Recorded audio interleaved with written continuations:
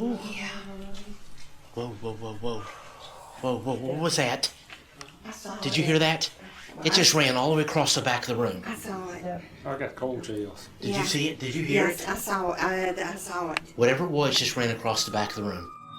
On this episode of The Twisted Realm, the team heads south of Richmond, Virginia, to the Defense Supply Center, Richmond, for its first ever investigation on a secure military installation. We were called in to research claims of possible paranormal activity taking place in one of the oldest buildings on the post. Do the past residents still reside within the walls of this location? Join us as we take you inside the Historic Bellwood Club. In this world of the unknown, is there a realm between life and death? Join us as we travel up and down the East Coast, researching and investigating many locations with claims of paranormal activity.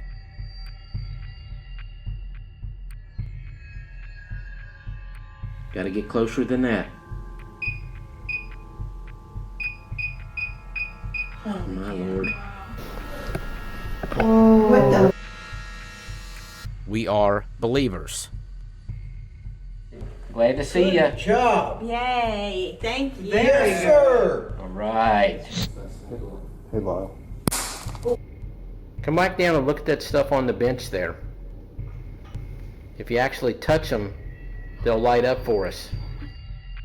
We are seekers of the truth. Hey, Whoa. REM pod. Let me get that thing going. Look at that thing.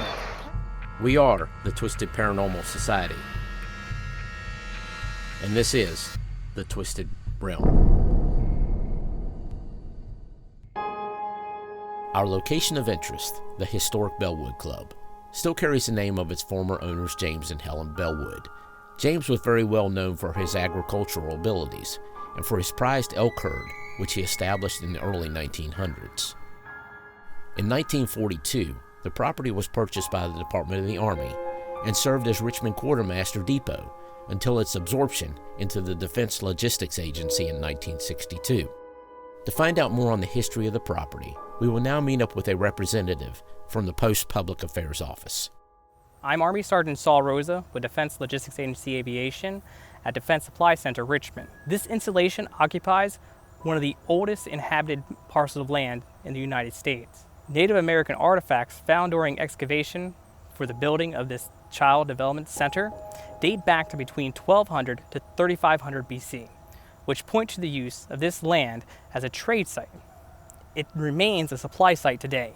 In 1619, Thomas Sheffield was given a land grant of 2,300 acres by the Crown of England. He and his band of settlers were part of the original Jamestown settlement that journeyed up the river to this area in 1622. In 1622, the Sheffield family and other settlers were killed in an Indian raid. The land remained idle until 1634, when Seth Ward received the property as a land grant from Henrico Shire. He renamed the property Auburn Chase. In 1797, Richard Gregory purchased 1,000 acres of Auburn Chase and named his plantation New Oxford. He built Manor House between 1797 and 1804. During construction of the installation's Child Care Center in 1998, fragments of human bone were found. Archaeologists unearthed the graves of 6 people of African American descent. 3 males and 3 females ranging in age from 18 to 45 years were discovered. Notices were placed in local newspapers to see if anyone would be able to identify or claim the remains without success. The remains were reinterred during a 1999 ceremony in a plot close to where they were originally found. The Betty Ackerman Cobb Child Development Center was dedicated in 2000. It is named after a former DSCR employee who died of cancer in 1996. This installation covers 600 acres, or 4.5 million square feet of building space. In this episode, we'll be focusing on the Bellwood Club, the family, and all past occupants of this land over the past centuries. The installation is 75 years old, and history is really important to DSCR and the members of this installation.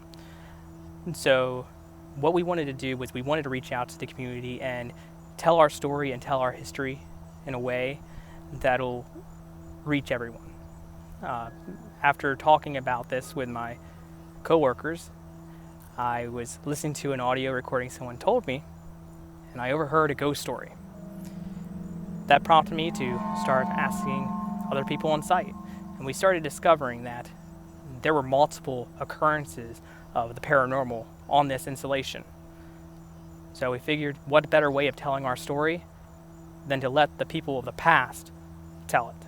And so we reached out to the Twisted Realm and invited them onto the site so they could help us tell the story of now and then. Prior to the investigation, I didn't have any personal experiences. However, I was invited in to participate in the investigation, and now I have quite a few.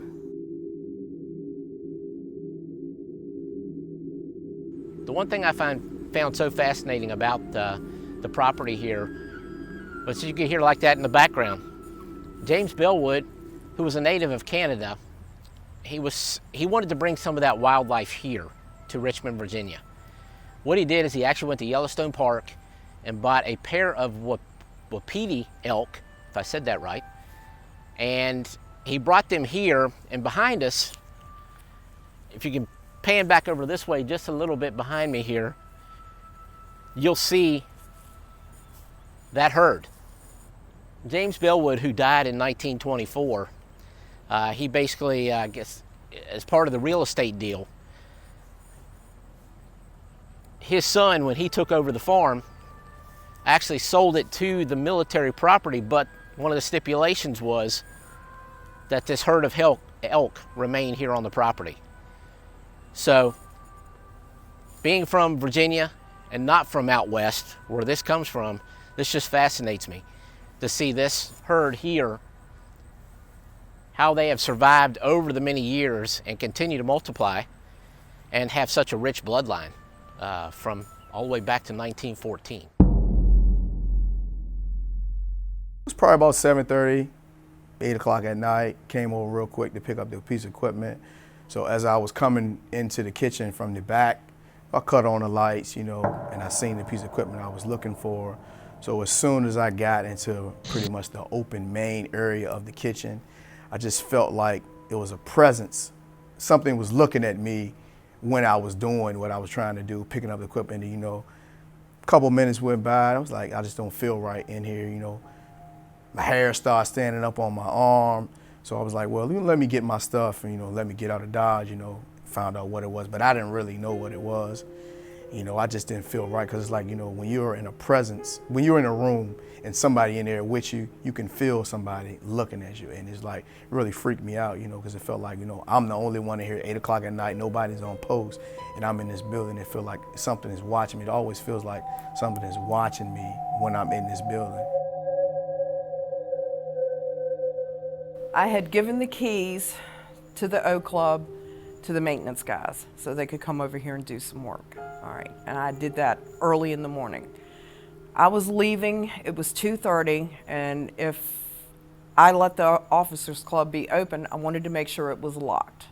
So I came over here, I stopped out front, in front of the front steps, came upstairs, opened the door to make sure nobody was in here so I could lock it. I opened the door, and just as soon as I opened the door and walked in, I heard a voice, and it was actually coming from this room. It gives me chills to think about it. That's what I thought. This is the last thing that happened to me, and it's not been long ago. And this voice came from this room and said, "Good morning." And I stopped dead in my tracks. I thought somebody was in here. I stopped and I asked, is there anybody in here? Who are you? I listened. I stood still. I didn't move. I listened. I didn't hear anything. I didn't hear anybody in here. I turned around, shut the door, and locked it, and left.